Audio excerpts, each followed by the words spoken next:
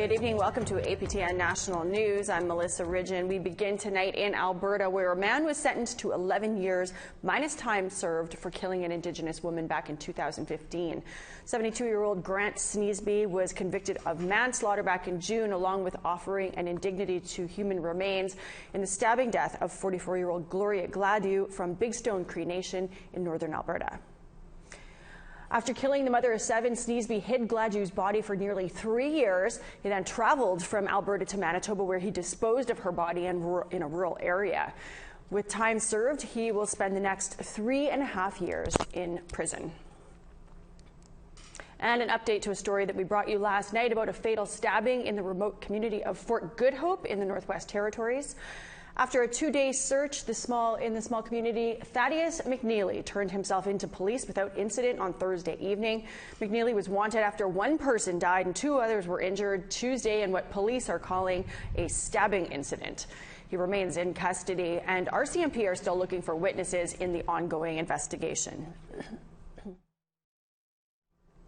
The Saskatchewan Health Authority has released an update on the patients in care after the James Smith Cree Nation and Town of Weldon stabbings that took place over the Labor Day long weekend. 1 patient is still in the hospital. To date, 18 have been allowed to go home to recover from injuries.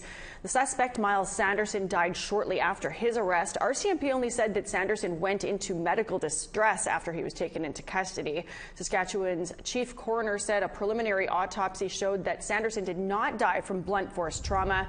Clive Wayhill also said that 2 public inquests will be held. One will examine the mass stabbings, and the other will look into Miles Sanderson's death, which happened in police custody. After multiple requests and a rally, the Edmonton Police Service have released 2 CCTV videos that shows what happened before a police officer pushed a homeless woman to the ground. A video garnered a lot of criticism after the officer was brutally pushing the woman to the ground, but police defended it, saying that she had a knife, something that critics refused to believe. New video shows the woman did in fact have a knife during a confrontation with another woman on an Edmonton street. Police say the officer followed proper protocols. Edmonton Bear Clan patrol leader Judith Gale says that the officer could have just used less force with her.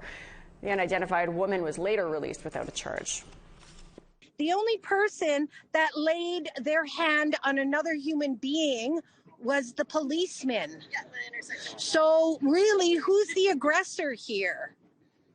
You know, I understand that they say she had a knife, but as a little woman on the mean streets of Edmonton, your knife could be what saves you from getting killed. We want to hear what you think about this or any of the stories that we bring you, or the stories that we should be bringing you. Here's how you can continue the conversation. Send your emails to news@aptn.ca. You can leave a comment on our website, aptnnews.ca. You can also find us on Facebook, Twitter, Instagram, YouTube, and TikTok. Follow APTN News to join the conversation and see all of our latest stories. Well, Canadians take time for granted, and the amenities provided by Service Canada, but for those in Nunavut, that would be a challenge, one that can only be solved by getting on an airplane. NDP MP Lori Idlut brought up the issue during question period on Friday. It is clear Nunavut communities are the last priority for this federal government, as they tell me they struggle to access Service Canada.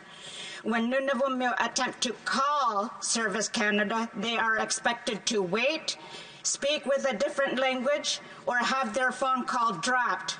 It is unacceptable that 22 of my communities have to fly out to access a Service Canada office. When will this federal government finally ensure Nunavut communities have any access to basic services they deserve? Hear, hear. The Honourable Parliamentary Secretary. Mr. Speaker, just this summer, myself and the Minister have taken a deep look into the territories and understanding the needs of rural and remote communities when it comes to Service Canada. We know that there is much work to be done in making sure that we meet Canadians where they are every single day. That's why pilot programs like the Reaching All Canadians project is doing exactly that, to meet Canadians and their needs, to make sure they get the services and benefits they deserve. Thank you, Mr. Speaker. We need to take a quick commercial break, but there's lots of news still ahead, including a celebration of wild rice. Stay with us.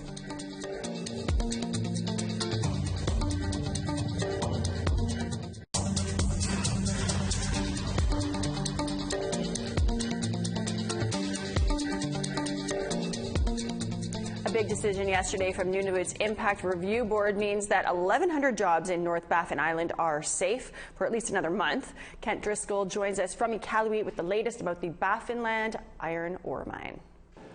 Thanks. Yesterday evening, the Nunavut Impact Review Board recommended that the Baffinland iron ore mine be allowed to increase their quota from 4.2 million tons annually to 6 million, just for this year. Baffinland had already issued dismissal notices to their over 1,100 employees in the event that the increase wasn't approved. Now that it has been approved by the NIRB, Baffinland has moved the date on the dismissal notes to October 20th. That's the date that Northern Affairs Minister Dan Vandal has said he will make a decision by. Under Nunavut's land use laws, the NIRB makes a recommendation. That recommendation isn't approved or denied by the federal cabinet.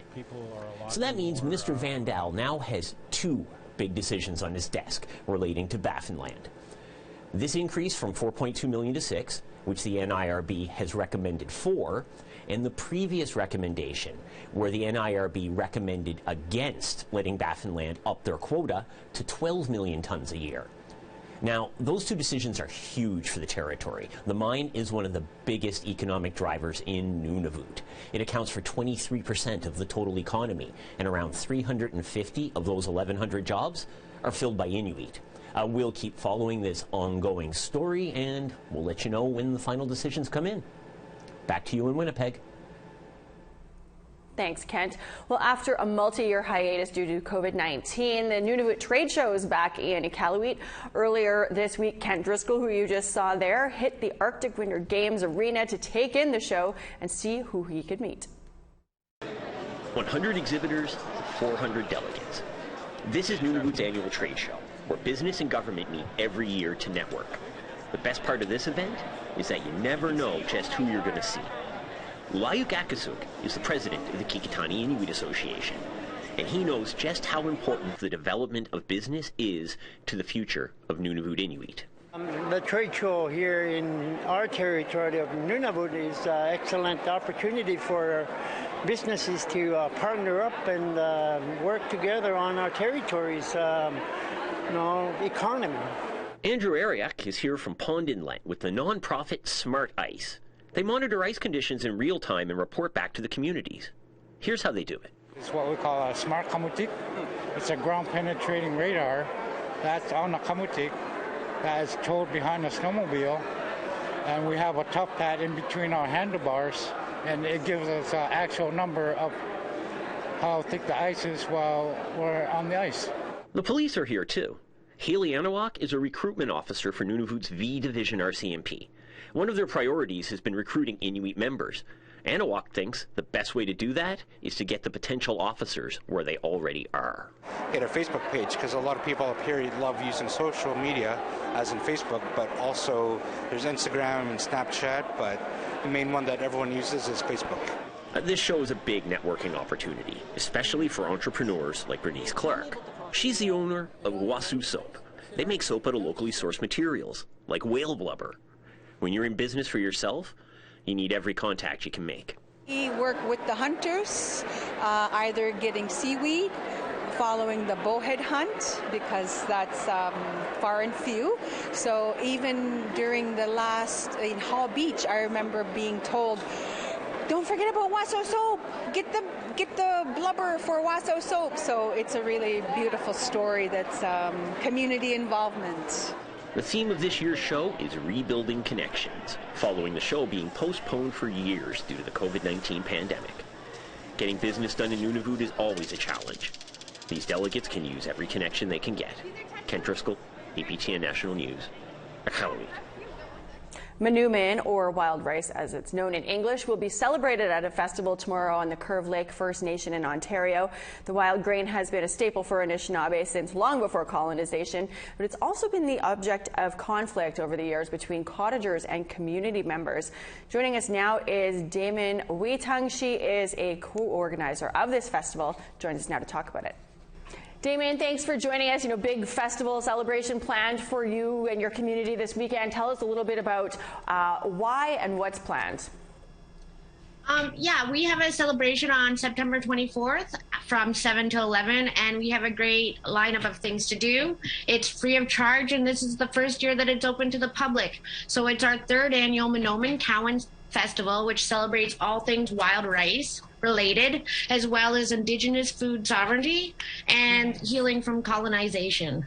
So we have a sunrise ceremony, we have keynote speakers, we have traditional wild rice dishes served, we have hand drumming, and we have demonstrations put on by myself on how to traditionally process the minomen, our wild rice. I love it. Well, just even the first question and your first answer has me craving my wild rice casserole, so I'll have to work that into my weekend plans. You know, wild rice, a huge issue in your community. You know, our Annette Francis has covered many stories for APTN News over the years. Can you just, you know, there would be some people watching who maybe don't know the history of wild rice at Curve Lake, you know, it being endangered basically because of, you know, cottage expansion in the area. If you could just run that down for us a little bit for context. Well, yeah, I think it goes way much earlier than just the cottagers. I believe that our wild rice has been stolen through genocidal practices through the government and through colonization. So it's been the dam and lock systems, it's been cottagers, it's been pollution. There's just been so many roadblocks that have taken our traditional foods from us. This is our 3rd annual. Next year will be our 4th annual, and we're celebrating trying to mend some of the wrongs done by the Williams Treaty. And so the Williams Treaty prevented us from gathering our traditional foods. It criminalized us for hunting and fishing, and it prevented our access to the land. And so we are here. I will be here with my dad, my children, and I'm helping to fix some of that by intergenerational transmission of traditional cultural knowledge. This is amazing. So I'm assuming the community is incredibly excited about this 3rd annual event. I have to take a sidebar though. What's your favorite way to eat wild rice? Well, my personal favorite way is wild rice with cut up fruit and a little bit of maple syrup on it. But I'm also, I also love it in any kind of soup. Okay, curious, you know, is the situation there improving? I mean, there was a time where it's like this, you might not have access to this traditional staple food. You know, is the situation improving there now? Yeah, this year has been a great harvest. Last year was a little bit of a struggle. But we look forward to good harvests ahead. There are always roadblocks. Progress is slow. Bureaucracy is slow. But we're out there doing it every day, and so we're not going to stop for anybody. We're here to have our wild rice and to share it with the people who love it. I love this. And things getting better with the cottagers? I don't think I've seen a story on APTN News recently updating about that. How is that situation? I don't know. I think that we're doing more outreach and education, so the people who want to learn are coming out and learning. People who want to share the Minoan and learn from it as well as each other are doing that. But of course, there's still ignorant people out there. Of course. The ignorant people will never fully go away. Yeah, there's always haters. Totally. Damien, thank you so much for joining us. Have a wonderful festival. Wish you all the best there. Very excited to see some visuals from there. Yeah, well, this year we're doing a boba tea, traditional style, cedar tea with blueberry bobas and wild rice in there. So I hope that's a hit with the kids. Oh my gosh. Okay, perfect. I love it. Well, all the best. Thanks for taking the time to join us today. Thank you. You have a great day. You too. Bye. We need to take one more quick break, but when we come back, we'll take you on a trip to Indigenous Fashion Week in Paris, France. Stay with us.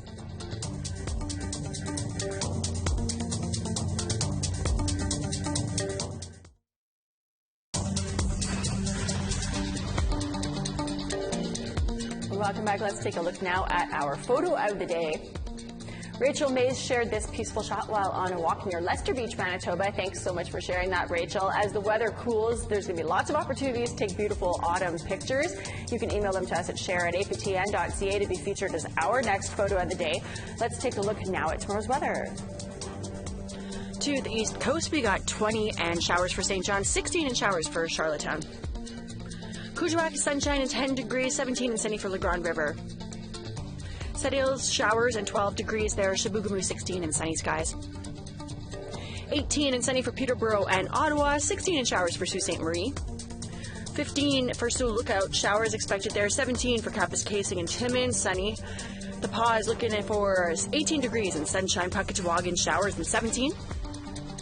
Same for you in Winnipeg. Dauphin, you're getting rain too, and 19 degrees expected.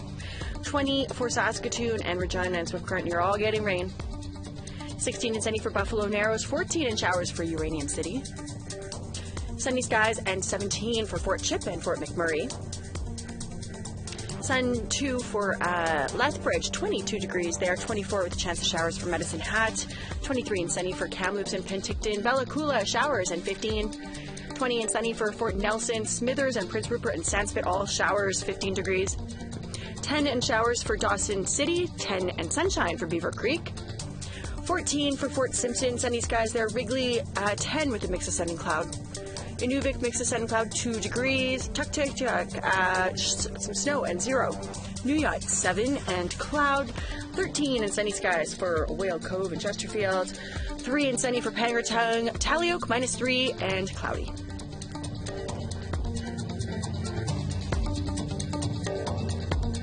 The third annual Paris Fashion Week starts up in France on Saturday, October 1st. Cree fashion designer Carmen Halquette from the Little Red First Nation in Saskatchewan is preparing to leave to France to showcase all of her designs there.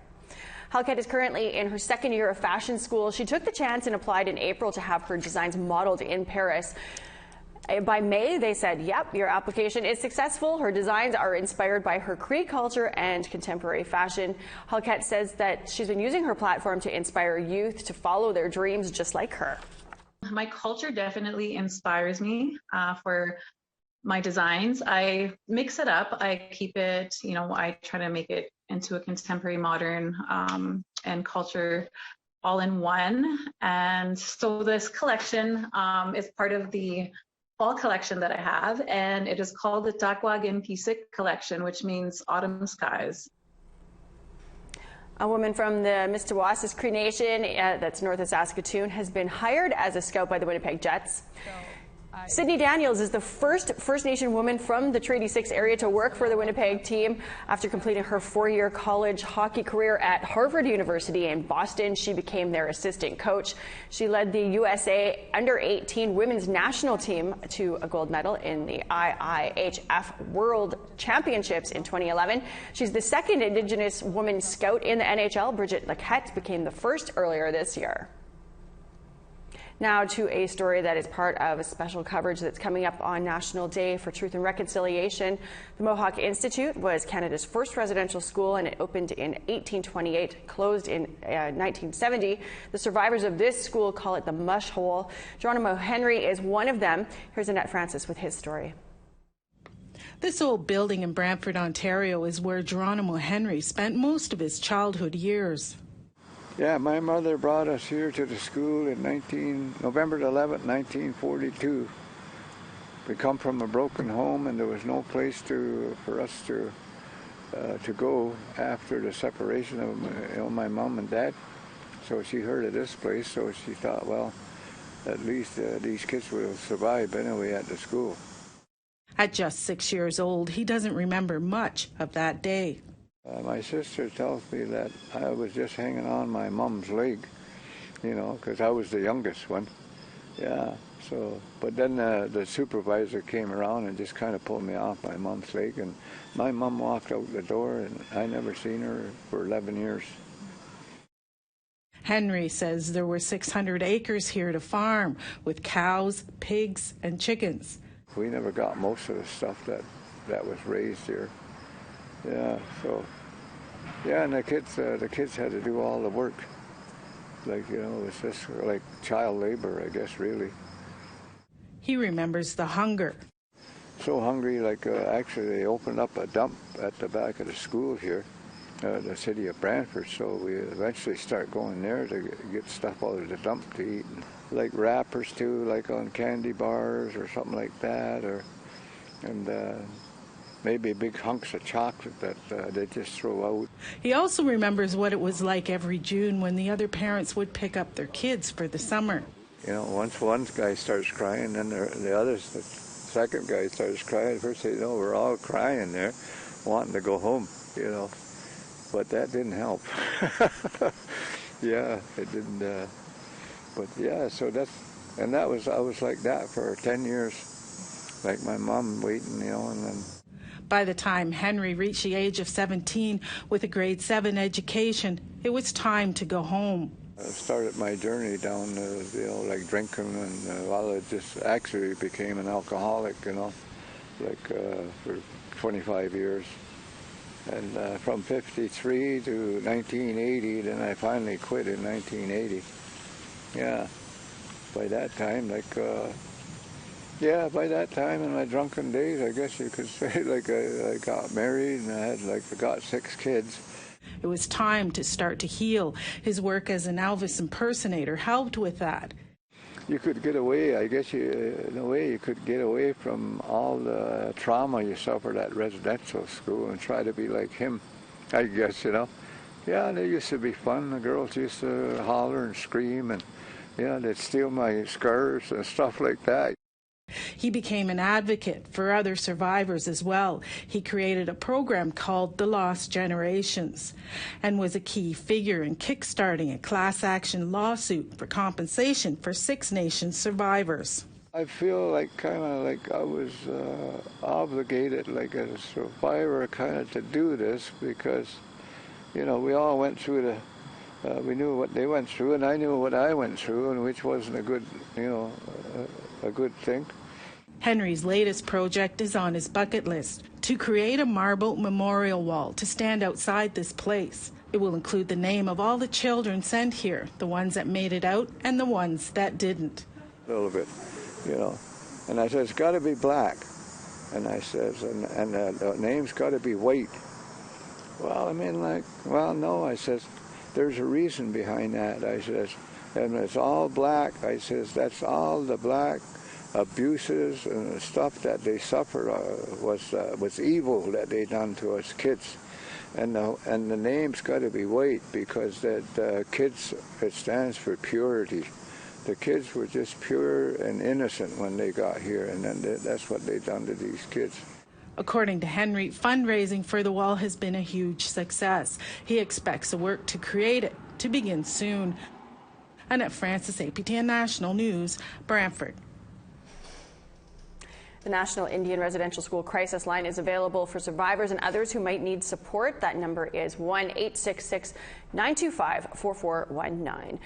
Well, you will hear stories of survivors all next week on our newscast as the National Day for Truth and Reconciliation comes up on Friday, September 30th. APTN is hosting a special 1-hour program. Dennis Ward and I will be there. We will bring you a before and an after news special to commemorate survivors and the children who never did come home. We are all out of time for your newscast tonight, though. I'm Melissa Ridgen. I will see you back here tomorrow. Have a great night.